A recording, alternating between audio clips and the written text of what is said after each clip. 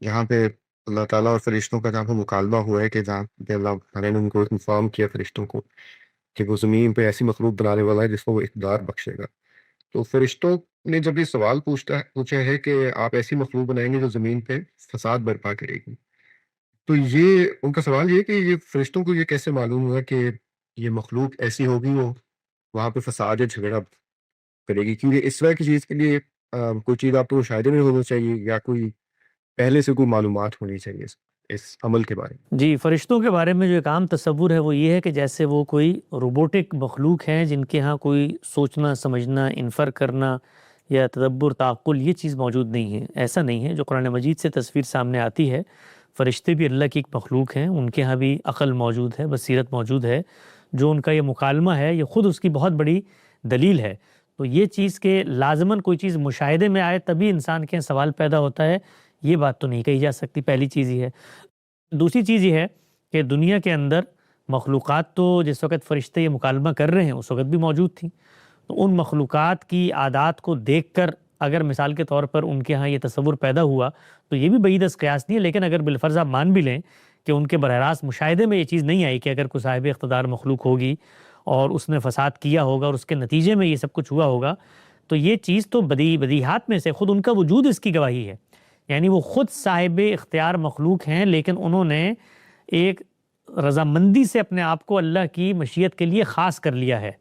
تو یہ چیز تو ہر صاحب اقتدار مخلوق میں بغیر کسی مشاہدے کے پیدا ہو جائے گی کہ وہ یہ جانتا ہے کہ جیسے ہی اقتدار اور اختیار پیدا ہوگا تو اس کا مطلب کیا ہے کہ آپ نے سوء استعمال کی آزادی دے دی ہے. یعنی اب اس کے حق میں ہے کہ وہ استعمال کرنا چاہے تو کرے. تو ابھی دیکھیں نا کہ مکالمہ کیا ہوا ہے اللہ تعالیٰ سے. اللہ تعالیٰ نے کہا کہ میں اس دنیا میں ایک صاحب اختیار مخلوق بنانے جا رہا ہوں، انی جاعل فی الارض خلیفہ. تو جیسے ہی اللہ تعالیٰ نے یہ کہا تو انہوں نے آگے سے دیکھیے کیا جواب دیا. انہوں نے کہا کہ آپ یہ کیوں بنا رہے ہیں؟ ہم تو ہیں نا موجود آپ کی تسبیح کرنے کے لیے. نحن نسبح بحمدک ونقدس لک، کہ ہم تو آپ کی تسبیح اور تقدیس کریں گے. اس لیے کہ یہ جس مخلوق کو آپ بنانے جا رہے ہیں، ظاہری بات ہے آپ اس کو شعور بھی دیں گے، اس کو ہدایت بھی دیں گے، اس کے نتیجے میں یہ عبادت پہ آمادہ ہوگی نا. تو ہم آلریڈی آپ کی عبادت کر رہے ہیں، اور ہم لوگ تو اپنے ارادے کے سوء استعمال کو بھی ترک کر کے آپ کے سامنے آگے ہیں. یہ تو وہ بھی ترک نہیں کریں گے، اور پھر اس کے بعد یہ کیا کریں گے؟ یہ فساد پھیلائیں گے. تو کیا آپ یہ چاہتے ہیں کہ زمین کے اندر فساد پھیلے؟ تو آپ دیکھیں اللہ تعالیٰ نے پھر اس کا جواب دیا ہے کہ علم آدم الاسماء کلھا، کہ آدم علیہ السلام کو پھر اللہ تعالیٰ نے اپنی پوری اسکیم سمجھائی کہ ایسا نہیں ہے کہ زمین پر تمام کی تمام مخلوقات فساد ہی پھیلائیں گی. میرے نیک بندے، میرے صالحین، میرے شہداء، میرے انبیاء وہ دنیا میں آئیں گے، لوگوں کو نیکی کی تعلیم دیں گے. الاسماء ہے، خاص لوگوں کے نام بتا دیے اور پھر ان کو پیش کیا اور فرشتوں سے پوچھا کہ تمہیں میری پوری اسکیم پتہ تھی؟ یہ تو ٹھیک ہے کہ فساد پھیلائیں گے، لیکن ایسا نہیں ہے کہ سب کے سب فساد پھیلائیں گے. تو فرشتوں کا یہ کہنا بھی بالکل عقلی بدیہی سوال ہے.